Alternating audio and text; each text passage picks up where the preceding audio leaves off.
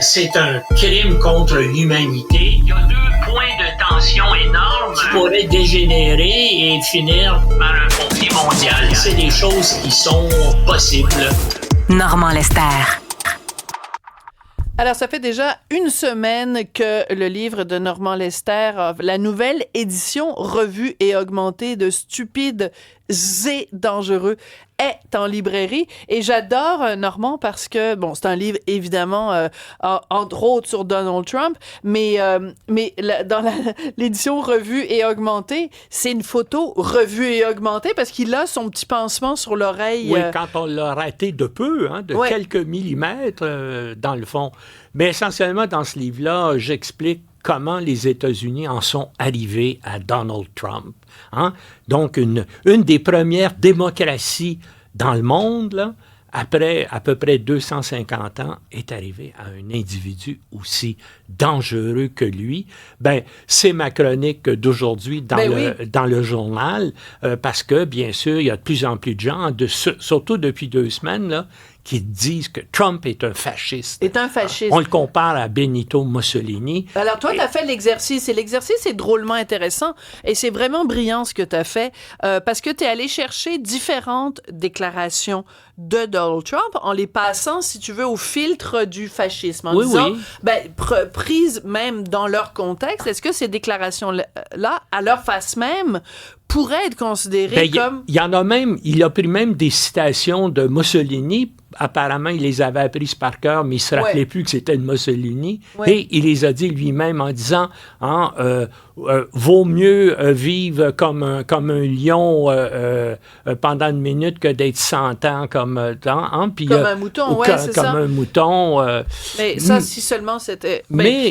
Puis c'est ça. Puis là, depuis 2 semaines, tout le monde et plusieurs militaires qui étaient autour de lui, son secrétaire d'État, le chef d'état-major, son conseiller à la sécurité nationale, disent tous, c'est un homme qui a des tendances fascistes. Maintenant, moi, je mets un bémol là-dessus parce que, oui, effectivement, il a la rhétorique, il a le look aussi. D'ailleurs, on regarde ses photos, puis on dirait que c'est Benito Mussolini, le menton relevé, le regard hautain, tout ça. Mais Benito Mussolini voulait, lui, renforcer l'État italien à ce moment-là. Alors que Donald Trump, lui... veut l'affaiblir. Non, il veut faire « l'État, c'est moi ». C'est ce qu'il dit, comme Louis XIV. Il dit « l'État, c'est moi ». Ce qu'il veut faire, c'est un État dictatorial dont il est, bien sûr, le chef. D'ailleurs, on le sait, il s'inspire de Poutine, il s'inspire de Kim Jong-un, le dictateur nord-coréen, et puis il y a la liste des choses qu'il va faire. Et lui-même, dans ses discours qu'il fait depuis le début de la campagne électorale, il dit premièrement qu'il va se venger, bien sûr, de ses adversaires politiques.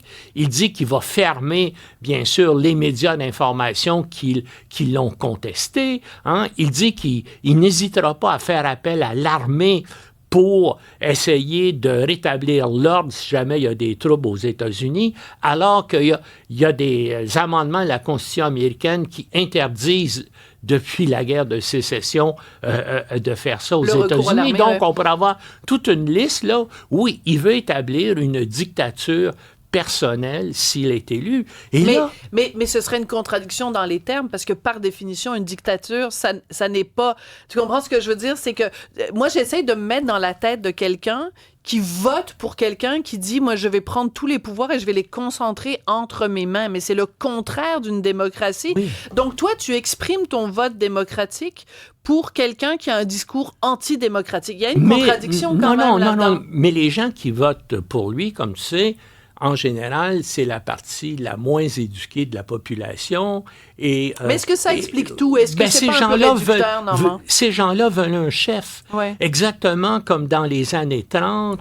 Les Italiens voulaient un chef, un homme de poigne qui, bien sûr, prendrait charge du pays. Écoute, et puis rétablirait ouais. l'autorité et tout ça. Même chose en Allemagne. Hein, Oui, mais même en Argentine. Toi, tu es déjà allé en Argentine. Bon, moi, je suis allée, j'en ai déjà parlé avec toi. Moi, quand je suis allée en Argentine, c'était plus dans les années 80-90, mais j'étais fascinée de voir, pourtant, tout le monde avait un proche qui avait été assassiné, un proche qui avait disparu.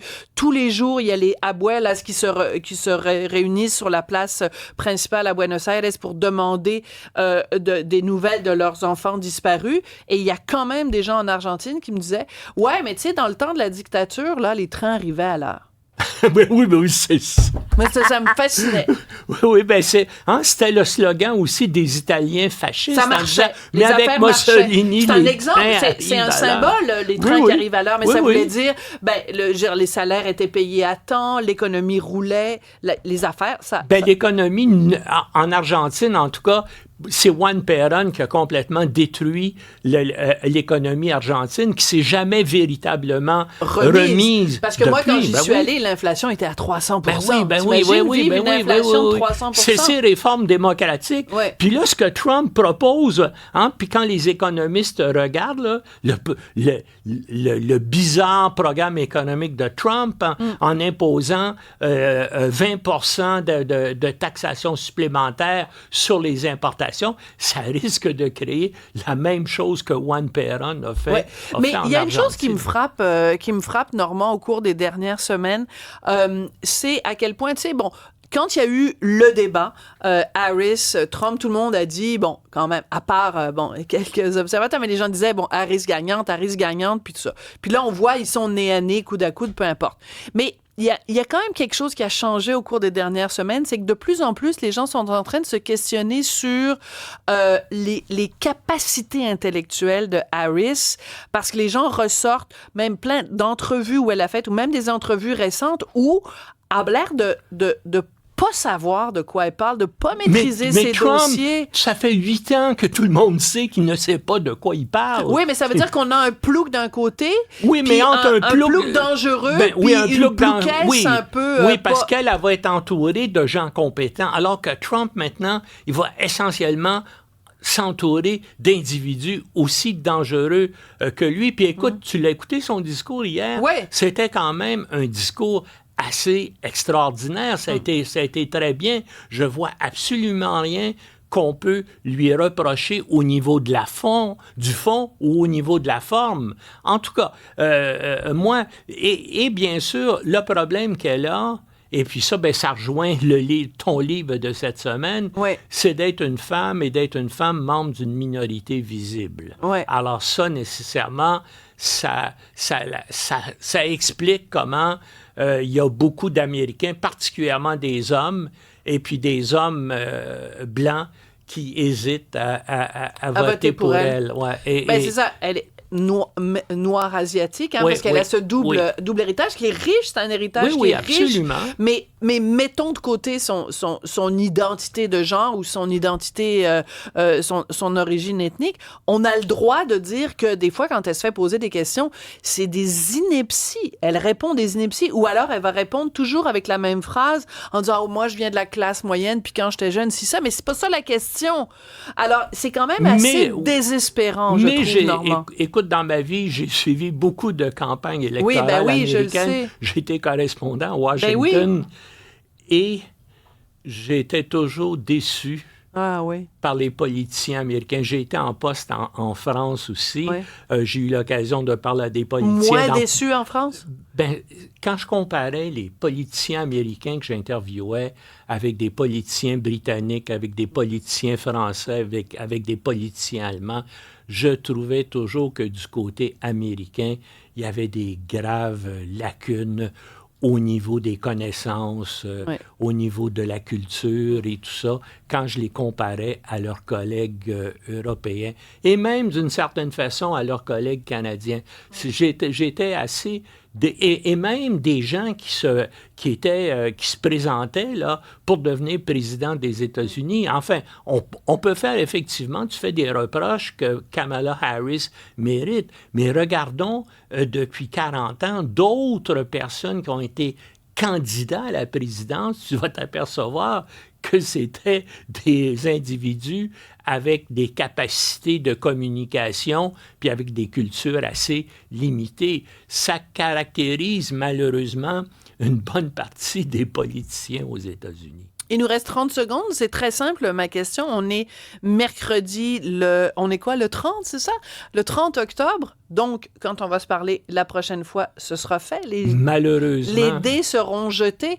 Donc, amusons-nous. Mettons qu'on met 20 $ là, sur la table. Moi, écoute, j'ose pas, parce que moi, en 2016, j'ai mis plusieurs fois des dizaines et des dizaines de milliers de dollars en disant un individu comme Trump ne sera jamais, des dizaines jamais de milliers de dollars? Non, des dizaines de dollars. J'ai dit ben là, franchement, moi je me disais tabarnouche. Moi je joue à la loterie, mais c'est rien à côté de ça. Des dizaines de dollars en disant un individu comme ça ne pourra jamais être élu. Il a été. Alors vaut mieux prendre ce 10 $ ça va être extrêmement serré. Mais nous vivons actuellement l'élection la plus importante dans l'histoire des États-Unis. Hein? Pensons-y, là. Pour le peuple américain, l'élection qui s'en vient est l'élection la plus importante de leur histoire. Et aussi de notre histoire à nous, parce que ça va avoir des répercussions extrêmement importantes sur le Canada et sur la planète entière. C'est la planète, dans le fond, qui vit ou sinon l'élection la plus importante de l'ère moderne. Bien sûr, il y a eu l'élection d'Adolf Hitler, parce qu'il ne faut pas... il faut pas. Était élu. En 1933, il a été élu. Oui. Il a été élu, évidemment. Pourtant, Churchill, après avoir mené les Britanniques, a été battu. Il a perdu ses élections. Alors, essayez de comprendre quelque chose à la démocratie. On élit des Hitler et on fait échouer aux urnes un homme exceptionnel comme Winston Churchill. Hitler a dit au sujet de la démocratie, c'est le moins pire des systèmes politiques. Voilà. Exactement. Merci beaucoup, Normand. J'ai très hâte qu'on se voit mercredi prochain. Puis je rappelle que ton livre, Stupide et dangereux... Les États-Unis à l'ère de Trump. Les États-Unis à l'ère de Trump, avec le petit tampon là sur l'oreille, la serviette hygiénique sur l'oreille. C'est en librairie depuis mercredi dernier.